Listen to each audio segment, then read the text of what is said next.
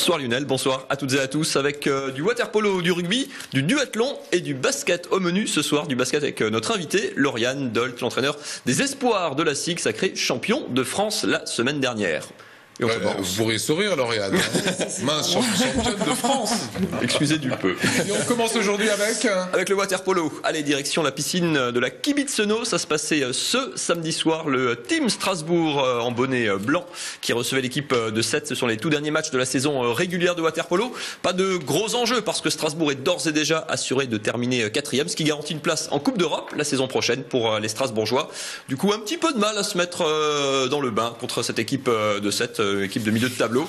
Strasbourg qui va se faire surprendre, qui va être mené 3-2, 6-5 même en début de deuxième mi-temps, et ça va aller beaucoup mieux en seconde période. On va retrouver de l'efficacité devant, derrière, avec les frères Blary notamment en attaque. Strasbourg va passer un 6-0 à ses adversaires et prendre le large, mener 11-6, puis finalement pour s'imposer 16-9 avec deux gros matchs encore au programme pour les Strasbourgeois contre Montpellier et Nice, 2e et 3e du championnat.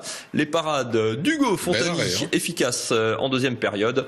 Strasbourg donc grâce à une bonne deuxième mi-temps, beaucoup de sérieux, vous voyez, beaucoup de fluidité aussi dans le collectif alsacien, et puis des gros shoots également pris de loin. Strasbourg qui affrontera donc Marseille en demi-finale du championnat. Marseille, c'est l'équipe simplement qui a remporté 8 des 10 derniers titres de champion de France. Ça sera pour début mai, on aura l'occasion de vous en reparler. Voilà, mais ils s'entraînent dans la mer, les Marseillais. C'est un avantage. La suite, c'est du duathlon. Du duathlon, alors vous connaissez évidemment le triathlon, natation, vélo, course à pied. Le duathlon, c'est la même chose, vous enlevez simplement la natation dont vous parliez. Ça donne donc des épreuves au format un petit peu mixte. Le grand rendez-vous de la saison, c'est toujours tous les ans au mois d'avril du côté de Style, avec d'ailleurs beaucoup de triathlètes qui viennent peaufiner leur préparation en début de saison. C'était ce dimanche après-midi. Vincent Bessières y était pour vous, regardez.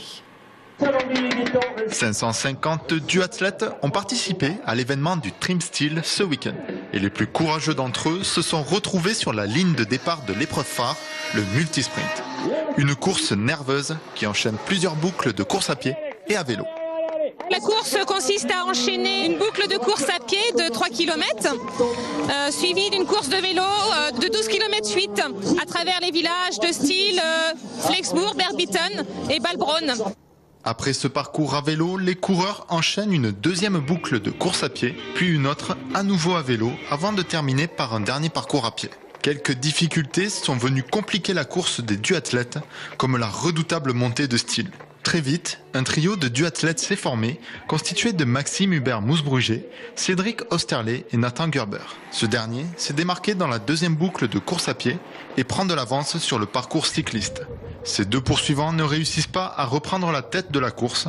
Malgré une dernière boucle à pied compliquée, Nathan Gerber continue de creuser l'écart et termine la course avec 43 secondes d'avance. Avec un temps de 1h10, Nathan remporte le titre de champion d'Alsace junior.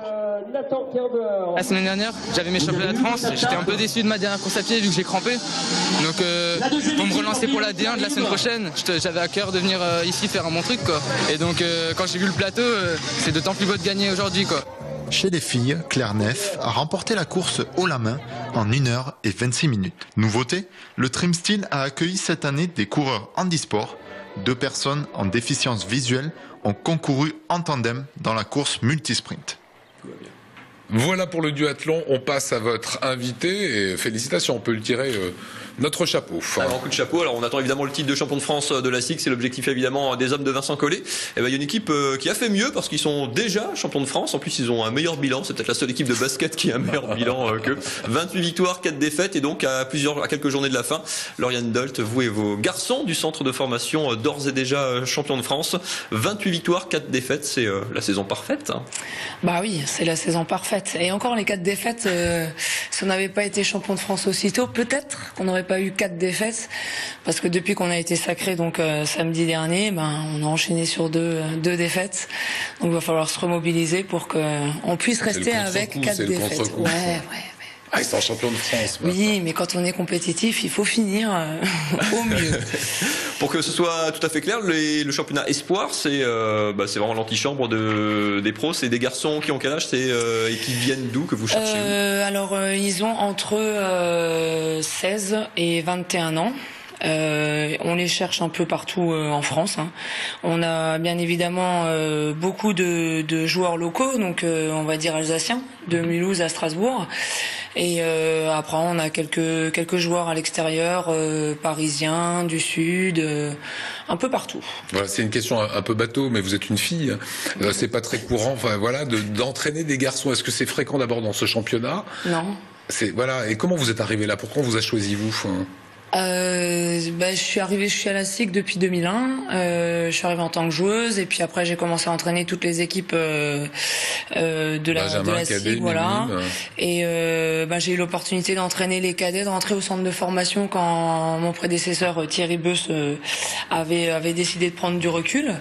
Et voilà. Et puis au fur et à mesure, je suis montée de catégorie en catégorie. Mais ils ont eu raison. Et comment ça se passe de manager un groupe de grands gaillards, parce que on les voit sur le terrain, ils ont beau avoir un peu moins de 20 ans, ils font tous à peu près 2 mètres, c'est des grands gaillards. Il y a de l'hormone quand ils s'énervent, voilà. C'est difficile à coacher.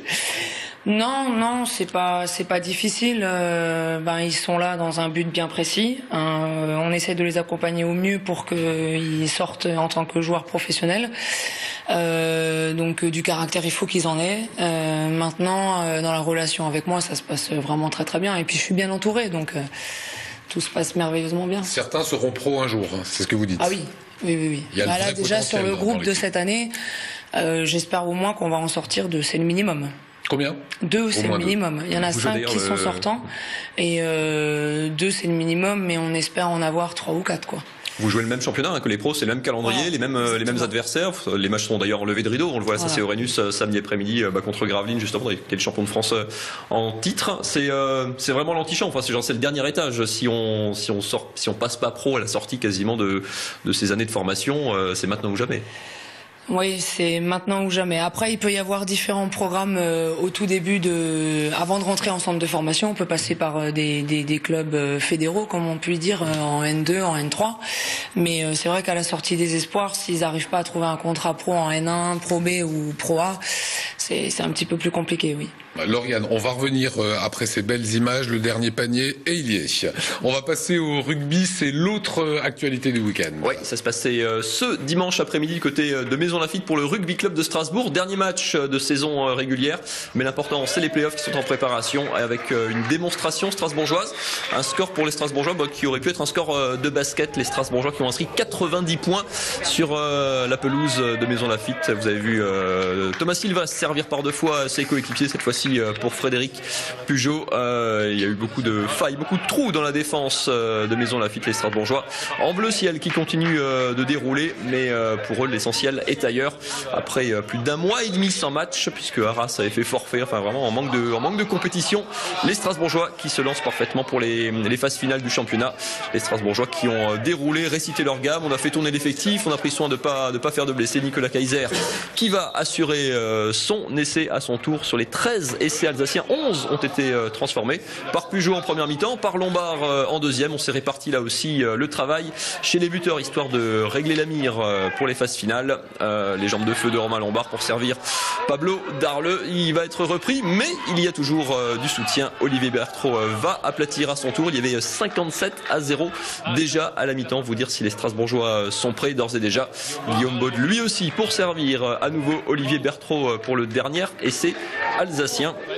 Score final 90-7. Strasbourg qui termine un championnat absolument remarquable. 18 matchs, 17 victoires, une seule défaite, 780 points marqués. Pour les amateurs de stats, ça fait 43 points par match. Mais tous les compteurs sont remis à zéro. Pour monter en Fédéral 1, l'objectif du club, il faudra passer 2 tours de phase finale de play-off. Le premier dès dimanche prochain. Double confrontation contre Nantes. Match aller à Nantes ce dimanche. Match retour, prenez note d'ores et déjà, le dimanche 3 mai. Ce sera au stade de Haute-Pierre. Lauriane Dolt n'y sera pas certainement parce que c'est le jour où la SIC joue la finale de la Coupe de France contre le Portel à Paris. Donc vous pouvez faire le doublé. Ouais, c'est la deuxième équipe, ce sont nos petits jeunes qui ont donc entre 16 et 18 ans. Parce qu'il y a deux choses, pour que ce soit tout à fait clair. Le 3 mai, donc il y a le rugby à Haute-Pierre. À Paris, il y a une double finale pour la SIG, puisque les garçons de Vincent Collet, eux, peuvent remporter la Coupe de France, finale contre le Portel. Et les cadets de la SIG sont effectivement en finale. Donc les espoirs champions de France, les cadets en finale de Coupe, et les garçons qui déjà vainqueurs de la Leaders Cup et qui évidemment peuvent encore ajouter des titres. Alors il nous reste 2 minutes, je voudrais bien qu'on revienne en fait sur cette saison complètement exceptionnelle. Mathieu le disait, 28 victoires. Qu'est-ce qui s'est passé? Quel déclic vous ou l'équipe ou le groupe a eu pour faire une saison aussi exceptionnelle?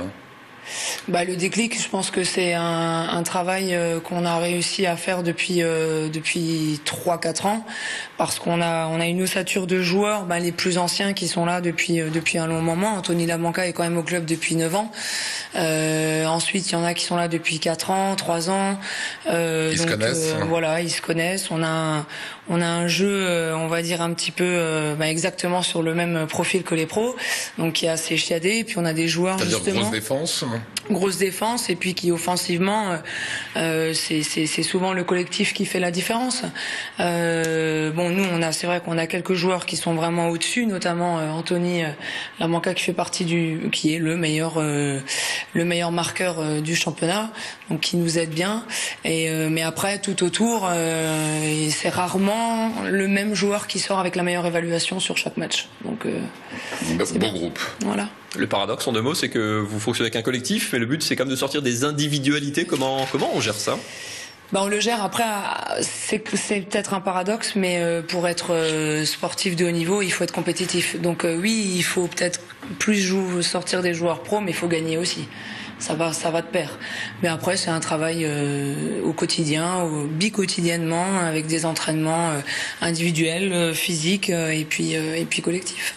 Merci beaucoup Lauriane Dahl. Cette voix, d'ailleurs, vous la connaissez, puisque c'est avec Mathieu Chanvillard, lorsqu'il y avait les matchs de Coupe d'Europe, que tous deux, ce binôme, commentaient avec un grand talent. Moi, je suis Lauriane, très fan, et je vous l'ai dit hors antenne, et je le redis. Merci Mathieu.